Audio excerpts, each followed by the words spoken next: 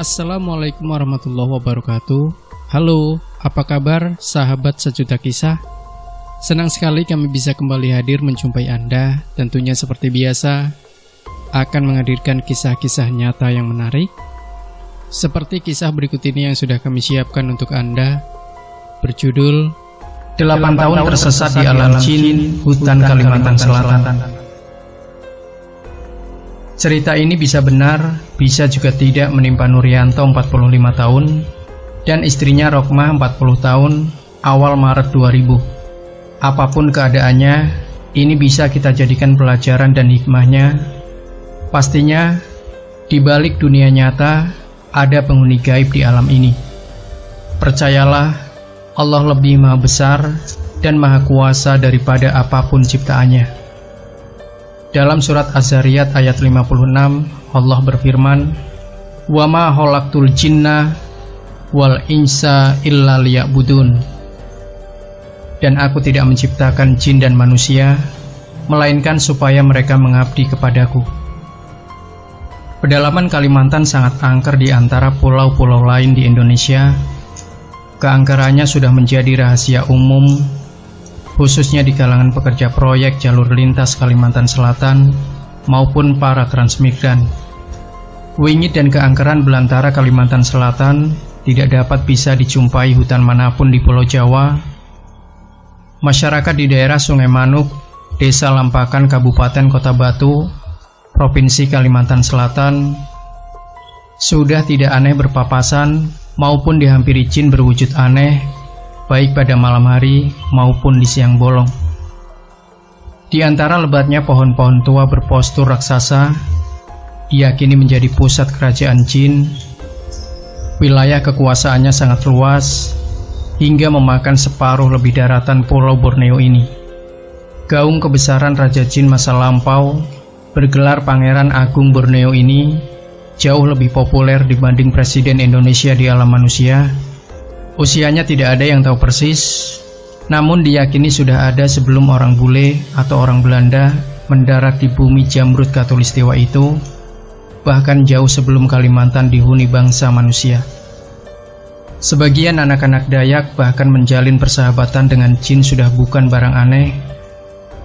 Anak dari suku pedalaman ini punya bahasa sandi tersendiri untuk memanggil sahabatnya agar bersedia datang dari alam gaib ke alam manusia. Beda dengan mantra para supranatural yang panjang berkelok-kelok, bagi anak Dayak cukup menyebutkan beberapa kata ke arah batang pohon tua dan besar. Dari dalam batang pohon raksasa itu keluar jin dalam wujud anak sebaya anak manusia yang mengundangnya. Kedua bocah dan dua alam berbeda itu pun terlibat permainan tanpa rasa takut ataupun jengah hingga berjam-jam. Mereka menghentikan permainan manakala di tempat itu melintas manusia dewasa ataupun orang tua si anak manusia. Tetapi sepanjang pemantauannya dilakukan secara sembunyi-sembunyi, aktivitas permainan kedua bocah dari dua alam berbeda itu pun tidak akan terusik. Bagaimana jadinya jika ada manusia yang secara tidak sengaja memasuki ataupun tersesat ke alam kerajaan jin? Tentu ada dua kemungkinan. Jika masih beruntung, manusia bersangkutan akan menemukan jalan keluar dari alam jin ke alam manusia. Tetapi jika apes, bisa-bisa sepanjang sisa umurnya terjebak di alam jin. Lalu bagaimana jadinya jika manusia tersebut dianggap telah melakukan pelanggaran sehingga dianggap layak untuk dihukum? Ikuti peristiwa mencekam yang dialami Nurianto 45 tahun, seorang transmigran asal Kabupaten Indramayu, Jawa Barat, yang mengadu nasib di daerah Sungai Nyamuk, Desa Lampahan, Kabupaten Kota Baru, Provinsi Kalimantan Selatan. Kang Nur biasa dia disapa, diadili di hadapan hakim wilayah di Kerajaan Pangeran Agung Borneo. Mampukah dia selamat dari vonis hukum pengadilan bangsa jin dan menemukan jalan keluar ke alam manusia? Ikuti kisah selengkapnya yang berhasil dirangkum misteri. Kang Nur terlahir dari keluarga buruh nelayan di Desa Ujung Gebang, Kecamatan Sukra, Kabupaten Indramayu, Jawa Barat. Sejak anak-anak, dia sudah akrab dengan pekerjaan sebagai nelayan, tetapi ganasnya gelombang pantai utara secara tragis melahap nyaris 2/3 daratan desa Ujung Gebang. Rumah Kang Nur termasuk menjadi korban ganasnya gelombang laut Jawa Pantura. Tanpa sisa apapun, Kang Nur dan istri serta seorang anaknya didaftarkan pamong desa setempat menjadi peserta transmigran yang dibiayai Dinas Kependudukan setempat. Tanpa keluar biaya sepeser pun, Kang Nur diberangkatkan ke daerah Sungai Nyamuk, Desa Lampahan, Kabupaten Kota Baru, Provinsi Kalimantan Selatan.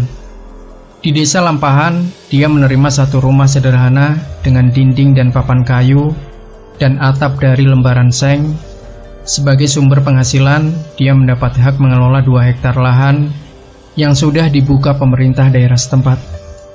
Sebelum mendapatkan penghasilan selama 2 tahun, Kang Nur maupun para transmigran lain menerima jatah hidup dari Pemkab Indramayu berupa beras, lauk, dan kebutuhan dapur lainnya. Secara sekilas, Kang Nur tidak lagi terbelit kesulitan seperti yang membelitnya selama tinggal di Desa Ujung Gebang, tetapi situasi dan kondisi transmigran yang jarak antar rumah penduduknya saling berjauhan mengundang malapetaka. Suatu siang di awal Maret 2000, Kang Nur uring-uringan. Pasalnya, biasanya pada jam-jam itu, Rokmah 40 tahun sudah datang ke ladang mengantar makan pagi. Entah kenapa hampir tengah hari, istrinya itu masih belum juga datang.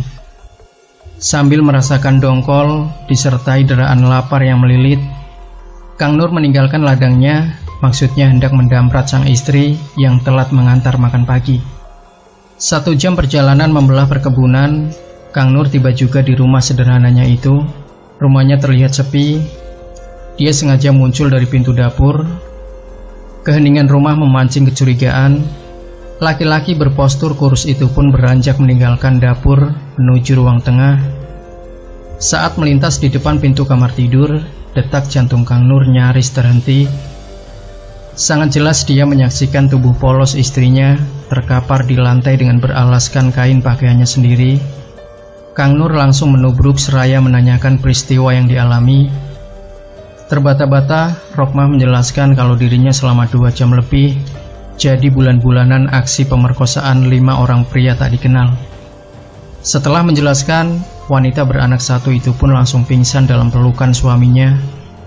Kang Nur murka, tapi karena yakin kelima pria pemerkosa istrinya itu kelompok penjahat yang biasa bersembunyi dari kejaran polisi di dalam hutan, Kang Nur tidak bernyali untuk melakukan pengejaran.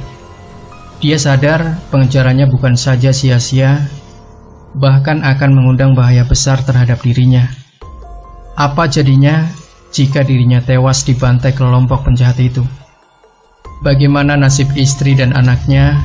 Atas pertimbangan itulah, aib yang dialami istrinya itu hanya dicatat dalam hatinya sendiri. Tetapi tiap kali membayangkan tubuh istrinya jadi santapan 5 pria bejat, amarahnya langsung naik ke kepala. Pada puncaknya, kejiwaan Kang Nur mulai terguncang. Selang 1 bulan setelah peristiwa itu, Kang Nur meninggalkan rumahnya menuju ladang. Anehnya, lajur ladang seluas 2 hektar itu dia tinggalkan, dan makin lama langkahnya makin jauh meninggalkan daerah Sungai Nyamuk, di mana lokasi tersebut sudah dibuka pemerintah setempat buat aktivitas para transmigran. Beberapa jam berikutnya, langkah Kang Nur memasuki belukar setinggi paha dengan pepohonan raksasa sangat rapat di sekelilingnya. Kini Kang Nur sudah melangkah memasuki belantara Kalimantan yang tersohor itu. Goresan duri pada betis dan paha sedikit pun tidak ia rasakan, bahkan darah yang mulai memenuhi telapak kakinya. Akibat goresan duri, dia abaikan. Seharian penuh tanpa henti, dia melangkah menembus rapatnya belukar. Dia menghentikan langkah saat tenaganya sudah terkuras habis, disertai perutnya yang sudah kandas.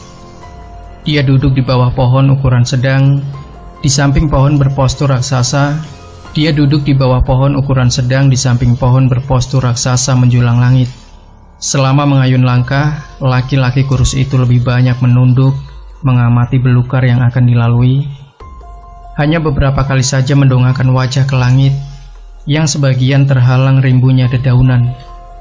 Pada saat mendongak ke atas, sontak langkah kakinya berhenti, bahkan nyaris berhenti bernafas, manakala dia menyaksikan pohon kantil yang menaungi kepalanya. Tetapi bukan karena daunnya yang rimbun sehingga menyontakkan langkah kakinya, melainkan ada keganjilan pada bentuk kembangnya. Di antara ratusan bahkan ribuan kuntum kembang yang mekar itu, di antaranya ada 2 kuntum kembang kantil yang unik, ganjil dan horor, di mana satu kuntum bentuknya berupa perempuan bugil secara utuh, sebesar lengan orok manusia, dan satu kuntum lainnya hanya sebatas pantat hingga ke ujung kaki yang juga telanjang. Begitu kesimanya hingga Kang Nur belasan menit lamanya mengamati keganjilan kembang kantil, dan saat menurunkan wajahnya, dia terlonjak mundur, apalagi yang telah terjadi. Kening Kang Nur berkerut 3 lipatan. Betapa tidak, di bawah kakinya kini tak ada lagi belukar. Ditoleh ke penjuru angin, tak ada batang-batang pohon sebesar gajah itu. Semuanya lenyap secara misterius, selain hanya pohon kantil yang masih bertahan pada posisinya. Tanah yang dia injak terasa empuk agak berpasir. Sekali lagi diamati jarak di kejauhan sana. Sejauh mata memandang, hanya ada gurun pasir sangat senyap. Di langit tak tampak bola matahari, sehingga situasinya cukup temaram. Begitu juga saat pandangan diedarkan ke belakang tubuhnya. Sejauh mata memandang, hanya ada gurun pasir dengan lembahnya yang landai di antara bukit-bukit gundul. Keputusan pun sangat sulit untuk diambil, apakah melangkah kembali ke belakang atau melanjutkan langkah ke depan menuju daerah yang sama-sama asing bagi Kang Nur. Tetapi apapun yang akan terjadi, laki-laki di ambang putus asa itu memutuskan tetap melanjutkan langkah, meninggalkan pohon kantil yang misterius itu. Tak kenal lelah dan haus, langkah Kang Nur terus terayun tanpa arah, hingga satu lembah sudah dilalui, dan kini bergerak mendaki bukit gundul setinggi ratusan meter. Pada puncak bukit, Kang Nur menghentikan langkah menatap lembah di depannya. Kali ini, perasaan yang semula kalut berubah agak girang. Di lembah sana terlihat kesibukan manusia menyerupai kota kecil. Tidak menunggu lama, bukit gundul ditinggalkan dan tergesa-gesa menghampiri keramaian penduduk. Perjalanan menyusuri lembah memancing datangnya rasa lapar. Dia raba saku celana panjangnya, tak selembar pun dia bawa uang. Lalu pakai apa beli makanan di sana? Dalam kondisi panik, langkah Kang Nur sudah memasuki hilir mudik orang. Astagfirullah, di manakah aku sekarang? Makhluk macam apa mereka? Kang Nur membatin. Orang dalam jumlah banyak yang berada di sekelilingnya terkesan cuek, ataukah mereka tidak melihat keberadaannya. Tetapi yang membuat Kang Nur takjub, bentuk mereka kurang lazim, dalam arti bentuknya tidak proporsional. Ada orang kurus tetapi perutnya sebesar pedaringan tempat penyimpanan beras. Ada orang kurus kepalanya besar menyerupai balon. Ada juga yang sebaliknya, badannya gemuk luar biasa, tetapi kepalanya hanya sebesar butiran kelapa gading. Mereka mondar-mandir dengan berbagai aktivitasnya masing-masing. Sekian lama tercenung, tak sadar lapar pun mendera perutnya. Akibat sangat lapar, jari jemari tangan mulai gemetar. Pada puncak rasa lapar, ekor mata Kang Nur membentur bongkahan roti di atas gerobak yang ditarik laki-laki berbadan besar dengan kepala mungil. Saat gerobak tepat melintas di sisinya, satu bongkah roti disambar secepat kilat. Baru saja menyembunyikan bongkahan roti sebesar bata merah itu ke balik baju, gerobak langsung berhenti. Laki-laki besar itu menghampiri seraya membentak sangat kasar sambil menggeledah baju hingga ditemukan bongkahan roti. Dengan barang bukti di tangannya, laki-laki itu teriak-teriak maling hingga puluhan laki-laki berbagai bentuk mengepung dan meringkus Kang Nur. Tidak berapa lama, 3 laki-laki berjubah mengendarai kuda putih muncul dari kejauhan. Kedatangan ketiga laki-laki perlente itu, orang-orang yang meringkus Kang Nur, langsung menjelaskan kasus pencurian yang dilakukan Kang Nur. Ternyata 3 laki-laki berkuda itu tak lain hakim wilayah. Tiga laki-laki itu berdiri berhimpit-himpitan menghadap Kang Nur. Laki-laki yang berdiri di tengah mengeluarkan buku tebal, lalu membacakan pasal-pasal yang kurang dipahami Kang Nur. Selesai membaca pasal-pasal dari buku tebal, hakim ketua itu pun menjatuhkan vonis potong tangan kanan. Atas perintah hakim, Kang Nur diarak menuju gedung kokoh yang tidak lain gedung penjara. Kang Nur didorong ke dalam ruangan penuh orang-orang yang kemungkinan tahanan, lalu pintu jeruji digembok dari luar. Diamati puluhan laki-laki dan perempuan yang ada di ruangan cukup temaram itu. Tak sadar, Kang Nur bergidik penuh ketakutan. Pasalnya, anggota badan orang-orang yang menghuni ruang itu tidak utuh lagi. Ada yang buntung tangan kanannya, ada yang lengan kirinya, atau kedua tangan seluruhnya buntung. Ada yang tanpa hidung, tanpa bibir, bahkan ada yang tanpa kaki. Tentu saja mereka tidak cacat lahir, melainkan akibat hukuman yang dijatuhkan hakim atas perbuatan jahat yang dilakukan. Ya Allah, tidak rela hamba harus kehilangan tangan hanya karena mencuri sebongkah roti. Rintih Kang Nur penuh urayan air mata. Entah berapa jam dia tercenung dengan air mata, sesekali membasahi pipinya yang tirus. Lamunan itu pun sontak buyar, manakala langkah berat berhenti di depan pintu jeruji. Kang Nur tak bernyali mendongak, karena pasti yang datang itu seorang algojo yang akan memotong tangan kanannya. Siapa di antara kalian yang bernama Nurianto Bencarmadi? Bulu kuduk Kang Nur langsung meremang mendengar namanya disebut. Karena tak ada sahutan, laki-laki di depan pintu jeruji kembali melempar pertanyaan yang sama.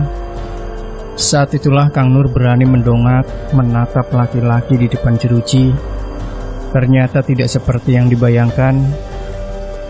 Laki-laki di depannya sangat tenang, bahkan ada sorot kasih dari sorot matanya. Jangan takut, aku sudah diizinkan Baginda Pangeran Agung Borneo untuk membawamu keluar dari kerajaan ini, kata laki-laki jumawa itu. Apakah tanganku tidak jadi dipotong, Tuan? Tanya Kang Nur. Ya, atas permintaan Baginda Raden Werdinata, putusan hakim dicabut dan kamu akan aku bawa ke alammu kembali. Tuan sendiri siapa? Tanya Kang Nur. Aku Patih Jongkara, utusan Baginda Raden Werdinata, penguasa Raja Pulau Mas Indramayu. Urai Patih Jongkara. Usai bercakap-cakap, petugas sipir membuka gembok pintu jeruji dan menyuruh Kang Nur untuk keluar. Baru saja berdiri di luar pintu jeruji, tangan Patih Jongkara langsung menggambit ketiak kiri Kang Nur, laksana tengah membetot.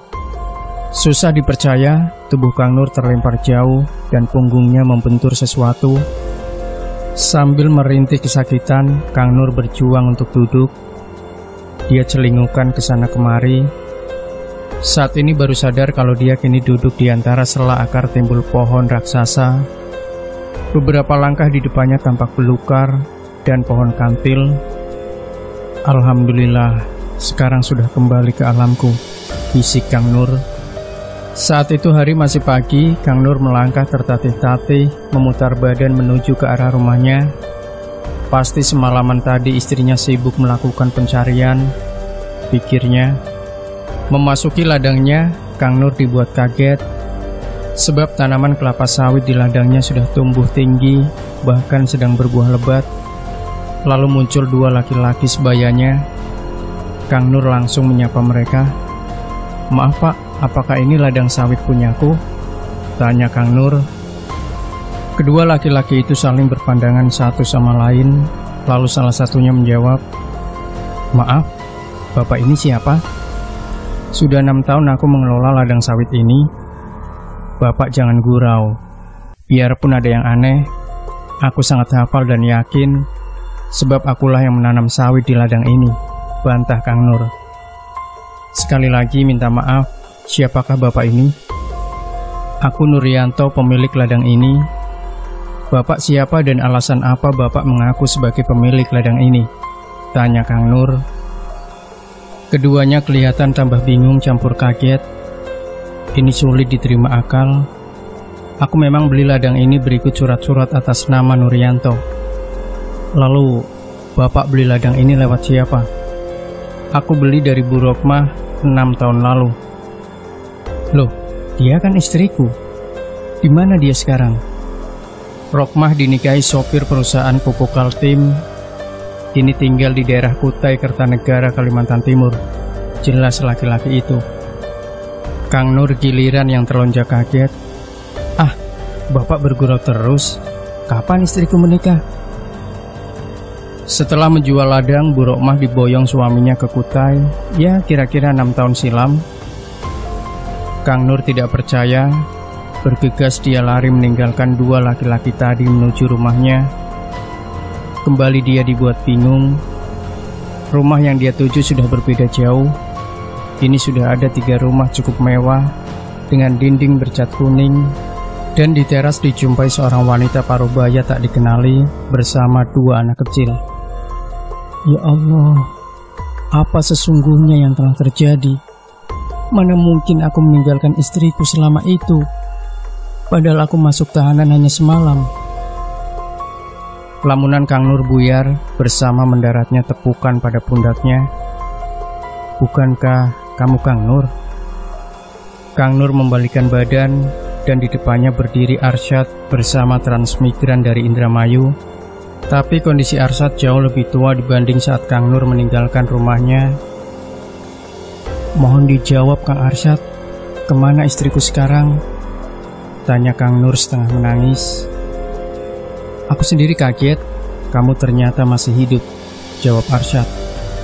Dituturkan Arsyad, 8 tahun silam, Kang Nur dinyatakan meninggal disantap binatang buas di tengah hutan. Segala pencarian gagal total. Selang 2 tahun setelah hilangnya Kang Nur, datang sejumlah armada truk mengangkut pupuk untuk dijual di perkebunan ladang sawit. Dari sekian banyak sopir, salah satunya naksir Rokmah yang dinyatakan janda kembang, hingga keduanya sepakat untuk menikah. Karena statusnya sopir pabrik pupuk Kaltim, Rokmah diajak pindah ke Kutai untuk tinggal di sana. Sebelum berangkat ke Kutai, seluruh ladang sawit dijual kepada penduduk lain yang berminat. Mendengar penjelasan Arsyad, lemaslah sepasang tengkuk Kang Nur, sebab ternyata dia sudah 8 tahun meninggalkan alam manusia. Karena iba, Arsyad mengajak Kang Nur untuk tinggal di rumahnya yang hanya berselang beberapa petak dari ladang sawit miliknya. Demikian sahabat Sejuta Kisah, jangan lupa berikan komentar Anda, like dan share video ini, subscribe channel Sejuta Kisah, dan kembali nantikan kisah-kisah nyata misteri terbaru dari kami setiap harinya. Sampai jumpa. Wassalamualaikum warahmatullahi wabarakatuh.